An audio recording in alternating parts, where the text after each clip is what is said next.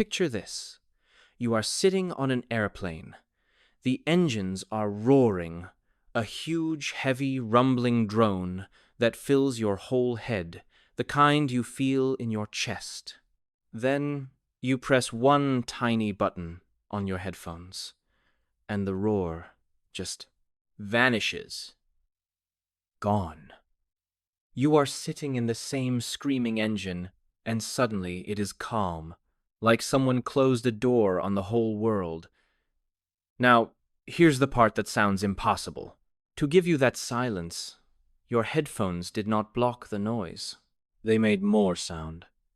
They added a brand new sound on top of the racket around you, and somehow the two together went quiet. I'm Mr. Y. And today we're figuring out one of my favorite little magic tricks.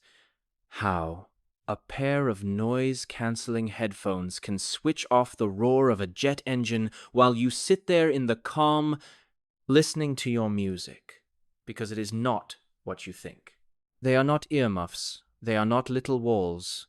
They are doing something far cleverer, and once you see it, you can't unsee it. So, let's start with what sound actually is. When you hear anything, a voice, an engine, a fan, what's really happening is that the air is wiggling. A sound is just air being pushed and pulled, over and over, very fast. Push, pull, push, pull. If you could draw it, it would look like a wave on the sea. Up to a peak, down to a dip, up to a peak again. A low rumble is a big, slow, lazy wave. A high squeak is a tiny, fast, jittery one. Now hold that picture in your head, the wave, because here comes the whole secret. Imagine you're standing in a pool, and a wave is coming straight at you, water rising up, then dropping down. Now imagine I send a second wave to meet it, but I time mine perfectly upside down. So exactly where your wave rises UP, mine pushes down. Where yours dips down, mine pushes up. What happens when they crash into each other? They don't add up into a bigger wave. They flatten. The up cancels the down, the water goes still. Two waves met and made calm. That, right there, is the entire trick. Scientists have a fancy name for it. Destructive interference, but you can just call it fighting a wave with its own opposite. So here's what's happening inside those headphones in the time it takes you to blink. There are tiny microphones built into the earcups, and their only job is to listen not to you, but to the world around you. They're constantly sampling the noise, the drone of the plane, the hum of the office. Then a little chip inside a tiny, dedicated brain looks at that noise wave and asks one question. What is the exact upside-down version of this? Where the engine's wave goes up, make one that goes down. Where it dips, make one that pushes up. A perfect mirror image. Then the headphone plays that mirror sound, that anti-noise, straight into your ear, mixed in with the real noise, and the two waves meet, just like in the pool. The engine's push meets the headphone's pull. They flatten each other out. And what arrives at your eardrum is almost nothing. The roar didn't get blocked. It got cancelled, erased by its own opposite.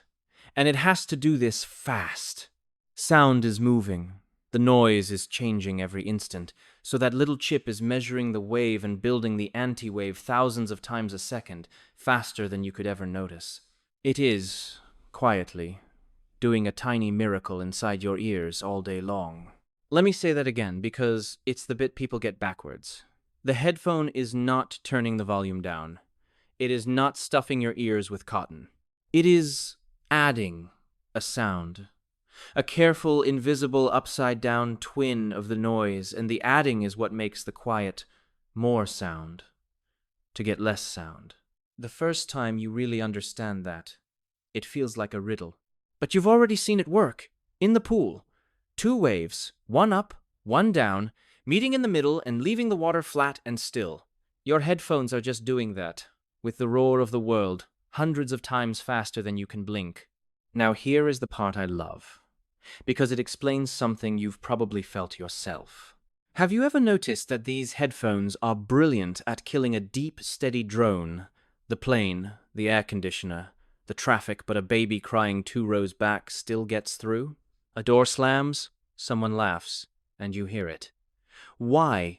Think back to our waves. A low, droning rumble is that big, slow, lazy wave, and it keeps going the same, on and on. That's easy for the chip. It's steady and predictable, so the headphone has all the time it needs to line up a perfect opposite and hold it there. But a sudden, high sound, a baby's cry, a sharp clap is a tiny, fast, jagged wave that jumps out of nowhere and is gone again in a flash. By the time the little chip has measured it and built the anti-noise to match, the sound's already over. It's like trying to catch a fly with chopsticks. The slow stuff, it nails. The quick, surprising stuff slips right past.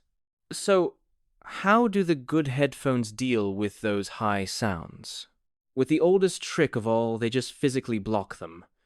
That soft, squishy foam, the snug seal of the earcups pressing around your ears, that's not for comfort alone.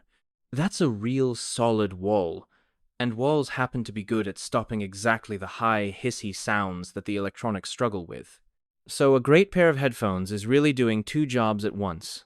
The foam quietly muffles the high sounds the old-fashioned way, while the clever electronics cancel out the deep, droning ones. Two different tools, for two different kinds of wave. And here's a lovely little footnote. This whole idea was dreamed up on an airplane. Back in 1978, an engineer named Amar Bose was on a long flight, and the airline handed him a pair of headphones for the music. But the roar of the engines was so loud he couldn't enjoy a thing. So, instead of just being annoyed like the rest of us, he pulled out a napkin and started scribbling the maths right there in his seat, working out whether you could fight engine noise with its own opposite. It took years. The first ones were built for pilots who needed to hear each other over screaming engines, but that one grumpy flight and one humble napkin is a big part of why you can find a pocket of quiet on a noisy plane today. So that's the secret. Your noise-canceling headphones aren't building a wall against the world. They're listening to the world, figuring out its exact opposite, and gently playing it back to you so that two sounds can meet and leave you with calm. They don't subtract the noise.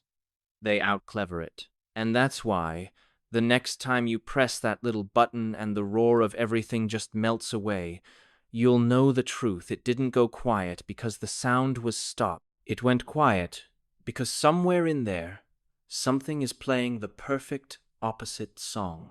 If you like having the everyday things around you quietly explained, stick with me. There are a lot more simple lessons from Mr. Y where this one came from. So subscribe, and I'll see you for the next little mystery.